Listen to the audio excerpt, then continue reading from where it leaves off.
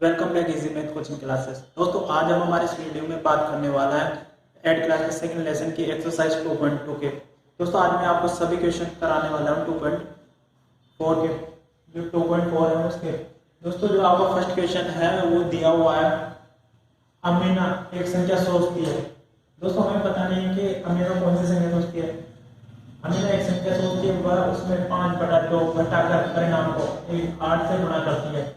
दोस्तों हमें पता नहीं कि अमीना कौन सी संख्या सोचती है। मान लीजिए हमने अमीना ने सोची हुई संख्या x है, उसमें से 5/2 घटाती है और परिणाम को 8 से गुणा करती है। तो जो भी इन दोनों को सोल्व करने पर जो भी आंसर आएगा उसको किससे मल्टीप्लाई करती है? 8 से। अच्छा 8 से गुणा करती है। अब अमीना जो परिणाम मिलता है, जो इन तीनों को सोल्व करने पर जो परिणाम मिलता है वह सोची गई संख्या से 3 गुना है। तो दोस्तों हमने सोचा कितना था? हमने सोचा था x है वह संख्या, तो अब जो परिणाम प्राप्त होगा वो कितना होगा? 3x। अच्छा ये हो गया। आप इस तरीके से इस क्वेश्चन की सीक्वेंस बना सकते हैं। तो वह सब संख्या इससे 3 गुनी है, तो वह संख्या ज्ञात कीजिए। अच्छा अब इसे हम सोल्व करते हैं। ये कितना हो जाएगा? इसको अगर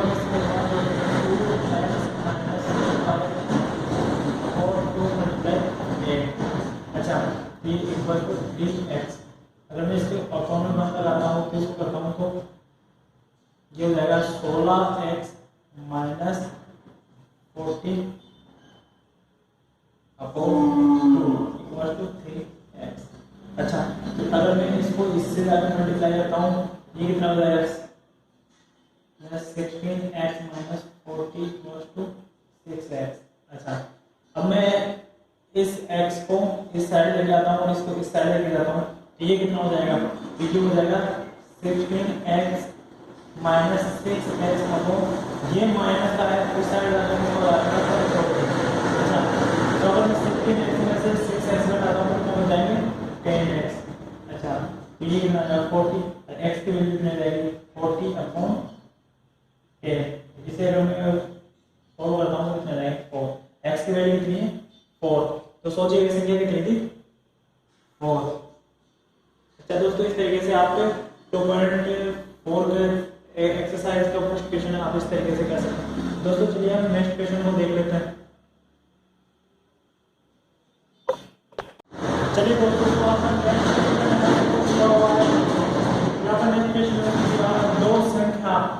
दो संख्याओं में पहली संख्या दूसरी से 5 गुनी है।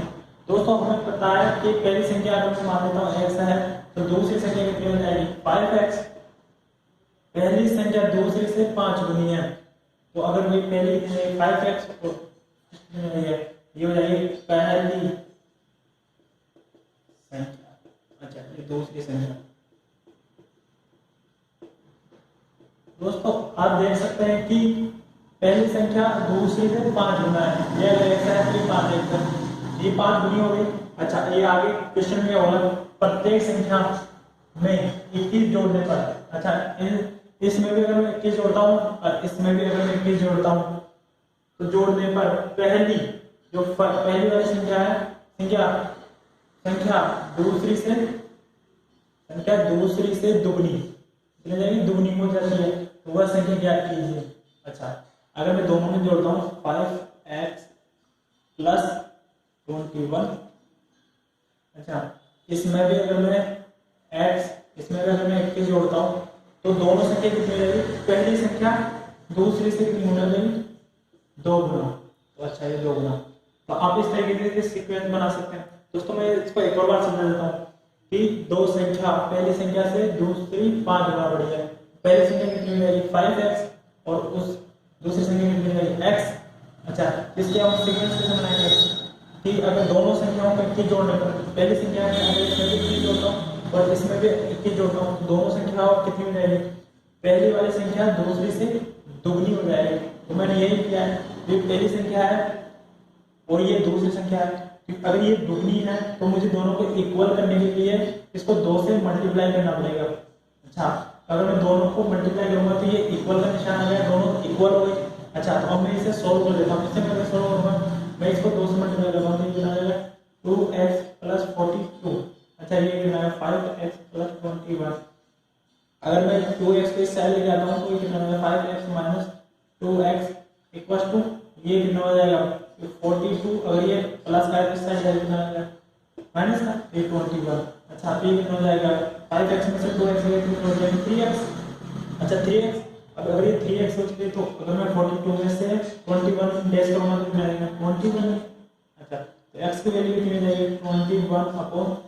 अगर मैं इसे सॉल्व करता हूं तो ये 1 टाइम, इसको सॉल्व करता हूं तो 7 टाइम, तो आपका आंसर क्या जाएगा 7। आपका आंसर ये होगा। अच्छा तो x की वैल्यू कितनी है 7, तो दूसरी संख्या क्या है 7। अगर दूसरी संख्या 7 है तो पहली संख्या कितनी हो जाएगी 5 मल्टीप्लाई x की वैल्यू कितनी है 7, ये 7 ये कितना है 55। पहली संख्या 55 दूसरी संख्या 7। तो आप सेकंड क्वेश्चन को इस तरीके से कर सकते हैं। दोस्तों उम्मीद है कि आपको समझ में आ गया होगा। अब दोस्तों जो नेक्स्ट क्वेश्चन है हम उससे देखते हैं। हेलो दोस्तों, चलिए हम आपका नेक्स्ट क्वेश्चन देख लेते हैं। दोस्तों 3 और 4 क्वेश्चन को दोनों को मैंने एक साथ लिखा हुआ है। दोस्तों मैंने इन दोनों क्वेश्चनों को एक साथ इसलिए ही लिखा हुआ है क्योंकि ये दोनों का टाइप एक ही टाइप के क्वेश्चन है। दोस्तों जो आपको 3 क्वेश्चन में उसमें दिया हुआ है 2 अंकों वाले दी गई एक संख्या का योग 9 है। तो टोटल कितना दिया हुआ है ये संख्याओं का 2 अंकों की संख्याओं का 9। तो 2 अंकों वाली संख्या होती कौन सी है दोस्तों? जो 10 से लेकर 99 तक की संख्याएं होती है वो 2 अंकों वाली संख्या कहलाती है, 2 डिजिट्स वाली संख्या कहलाती है। तो इन दोनों का योगफल दिया हुआ है। मैं मान लेता हूं पहली संख्या कितनी है, पहली संख्या जिसे हम इकाई भी बोल सकते हैं, इकाई और पहली संख्या में मान लेता हूँ x है। तो दूसरी संख्या कितनी हो जाएगी हमारी? दूसरी संख्या हो जाएगी हमारी 9 माइनस x। तो इसी तरीके से निकालेंगे हम पहली संख्या। जब भी हम कोई संख्या जैसे मान लीजिए 3 और 6 है, इन दोनों का योग 9 है। अगर मुझे पहली संख्या जाननी है तो मैं दूसरी वाली संख्या को घटा देता हूँ तो कितना आ जाएगा? फर्स्ट वाली संख्या आएगी। अगर मैं इस योग में से अगर पहली संख्या घटा देता हूँ तो हमें दूसरे संख्या पता लग जाएगी। इस तरीके से निकालेंगे। मैंने ये किया है, टोटल दिया है, टोटल में से पहली संख्या घटा देंगे और दूसरी संख्या आ जाएगी। अच्छा ये हो गया। अब दोस्तों इसमें आगे क्या दिया हुआ है कि दोनों का स्थान बदलकर, यानी कि कोई 2 अंकों वाली संख्या है जिसका स्थान बदलकर हम लिखते हैं तो पहली वाली संख्या से दूसरी वाली संख्या कितनी अधिक है? 27। अच्छा 27 अधिक है। जैसे मान लीजिए 35 है और मैं इसके स्थान बदल कर लिखता हूँ तो कितने 53। तो इन दोनों का डिफरेंस है। वैसे ही हमें क्वेश्चन में डिफरेंस दिया हुआ है। तो दोस्तों यही है। अब हमें क्या करना होगा? अब हमें इसकी सीक्वेंस बनानी है। दोस्तों इससे पहले आपको एक चीज समझनी होगी। दोस्तों ये 35 मान लीजिए 35 है, इसे मैं कैसे लिख सकता हूँ? ये इसे मैं इस तरीके से लिख सकता हूँ a + 5 और मैं 33 को कैसे लिख सकता हूँ? 43 को 5 × a + 3। दोस्तों इस चीज से सिर्फ आपको एक चीज समझाना चाहता हूँ मैं कि दोस्तों आपको ये देखना होगा कि ये इकाई अंक 3 तो ये एक बार तो मल्टीप्लाई में आ रहा है। अच्छा अगर मैं इसके स्थान बदल के लिखता हूँ तो ये किस में आ जाता है? प्लस में। अच्छा तो अगर ये एक बार 5 किस में आ रहा है? 5 आ रहा है प्लस में। अगर स्थान बदल के लिखता हूँ तो ये किस में आता है? मल्टीप्लाई में। तो अच्छा तो ये भी इसी तरीके से आएगा अगर हम स्थान बदल के लिखेंगे तो। अच्छा तो ये क्या हो जाएगा? जैसे मान लें एक बार तो x किससे होगा? मल्टीप्लाई होगा। जैसे कि इसमें 3 मल्टीप्लाई हुआ और तो दूसरी वाली संख्या है क्या आ जाएगा? प्लस में। Plus 9 minus x। अच्छा तो इससे मैं सॉल्व करता हूँ तो ये कितनी आ जाएगी? 10x। अच्छा ये कितना हो जाएगा? 9 माइनस x। अच्छा 10x में से माइनस का x किया तो कितना हो जाएगा? 9x minus plus 9। अच्छा ये हमारे फर्स्ट हो जाएगी। तो पहली संख्या ये हो जाएगी। अच्छा दूसरी संख्या स्थान बदल कर इस वाले को लिखते हैं तो स्थान बदल एक बार ये मल्टीप्लाई होगा फिर 9x मल्टीप्लाई कितना हो जाएगा? ये हो जाएगा 10 से मल्टीप्लाई करता हूँ प्लस ये x। दोस्तों एक बार मैंने इस तरीके से लिखा, पहली वाली संख्या को इस तरीके से जब स्थान बदल कर लिखा था हमने तो ये वाली सीक्वेंस में तो हमने ये ऊपर वाली थी ये बना ली। अच्छा इस वाले ये बना रहे ठीक है बना रहे। अच्छा तो इसको मैं सोल्व करता हूँ कि कितने जाएंगे? 90 माइनस 10x अच्छा प्लस x की वैल्यू कितनी हो जाएगी? x की वैल्यू हो जाएगी ये x का x। अच्छा तो ये माइनस 10x में से x गया तो कितना हो जाएगा? 90 माइनस कितना हो जाएगा? 9x। अच्छा ये आप सेकंड में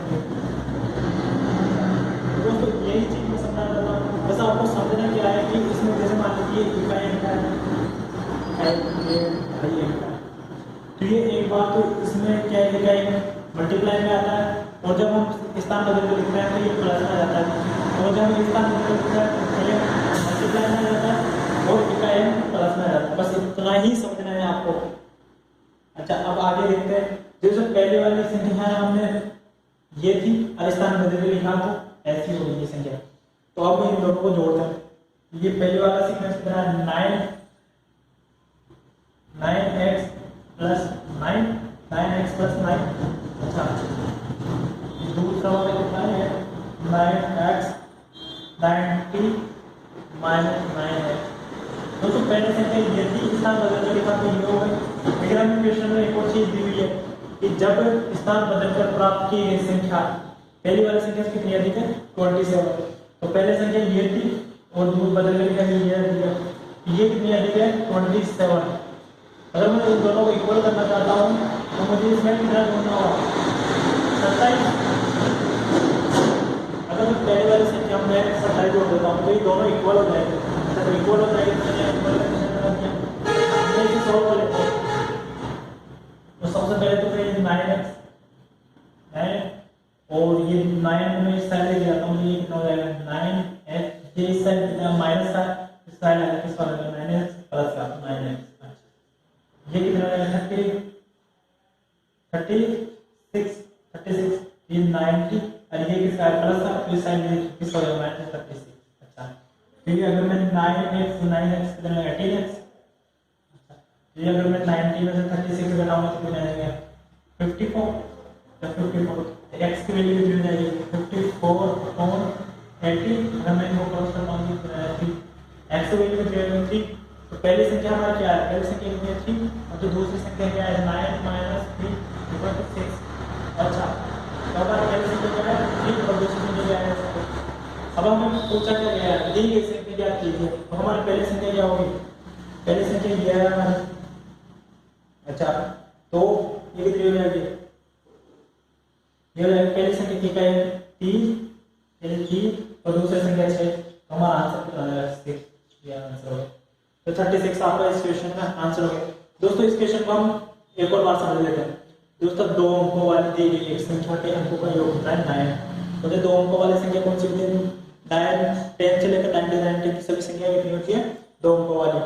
अच्छा, तो पहली संख्या हमें दी हुई है कितनी, हमने मान लिया कि पहली संख्या कितनी है, इकाई क्या है x, इकाई अंक x है, तो मैं 9 में से x घटा दूंगा तो ये कौन सी सेकंड वाली संख्या ये हो जाएगी।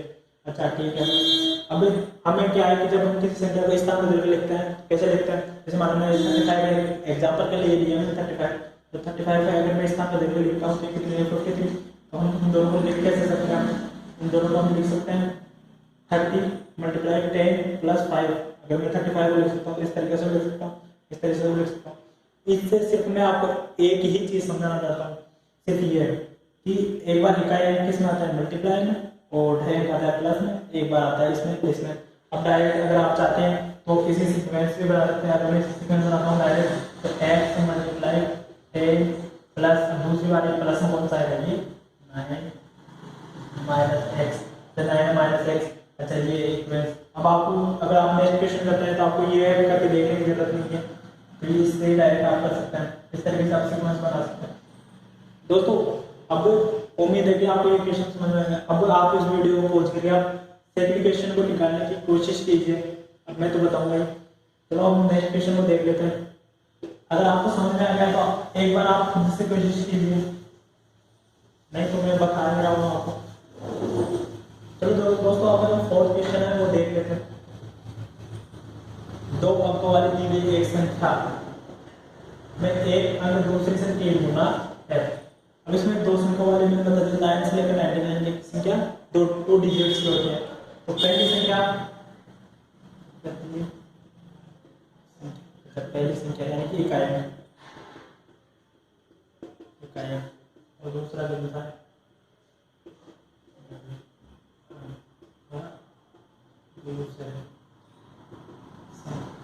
इसमें हमें बोला हुआ है कि एक संख्या दूसरी से 3 गुना अधिक है। तो मैं मान लेता हूँ पहली संख्या क्या है x और दूसरी संख्या कितनी है 3x। अभी तो 3 गुना होगी ना, अभी तो 3 गुना होगी। अच्छा तो 3 गुना हो गई है, पहली संख्या x है तो दूसरी संख्या में 3x।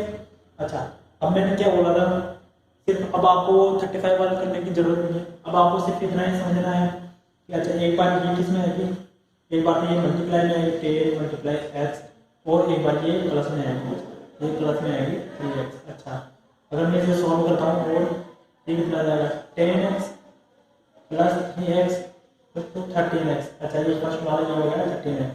जस्ट सेकंड में क्या हुआ, ये एक बार मल्टीप्लाई में आएगा 3x मल्टीप्लाई कितना होगा 10, एक बार ये प्लस ये वाले सेकंड प्लस में आ जाएगी। अच्छा ये कितना आ जाएगा 30x प्लस x, ये कितना है 31x, ये सेकंड हो गया। अच्छा अब मैं इसको इक्वेशन में रख लेता हूँ, ये कितना होगा, इन अंकों का स्थान बदलकर प्राप्त की गई संख्या, जो मैं अगर इन दोनों को स्थान बदलकर लिख देता हूँ, पहले हमें क्या दिया हुआ जैसे 55 और 53, इन दोनों का डिफरेंस था, वैसे हमें डिफरेंस दिया हुआ था, लेकिन अब हमें जो दिया हुआ है वो इन दोनों का योग दिया हुआ है एग्जाम्पल में, तो इन दोनों का जो योग है वो दिया हुआ है, हमें स्थान बदलकर लिखा है, संख्याओं का योग दिया हुआ है, तो योग कितना है 88।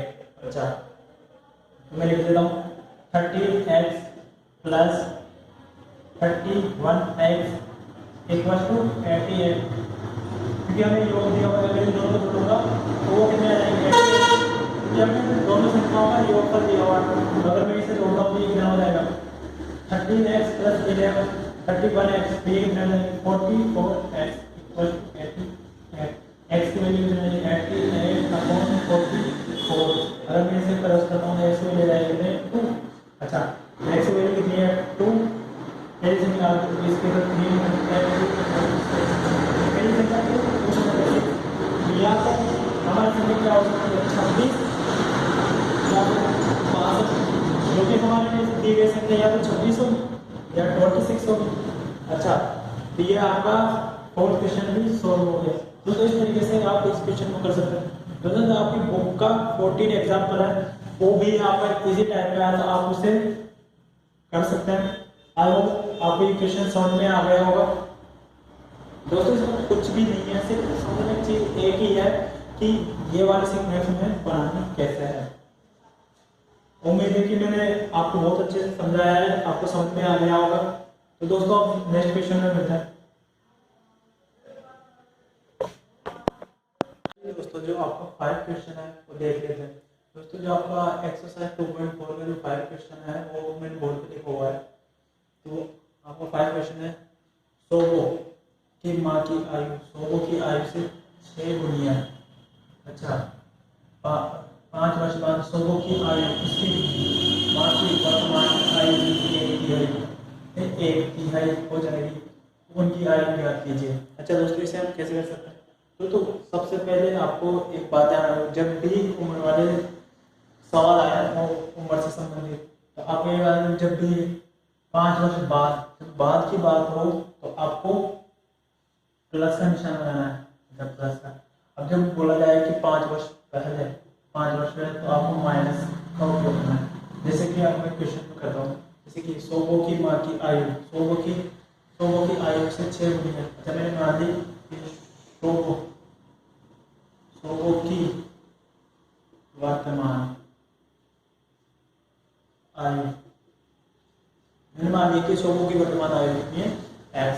अच्छा अगर सोबो की आयु x है तो उसकी माँ की आयु कितनी रहेगी,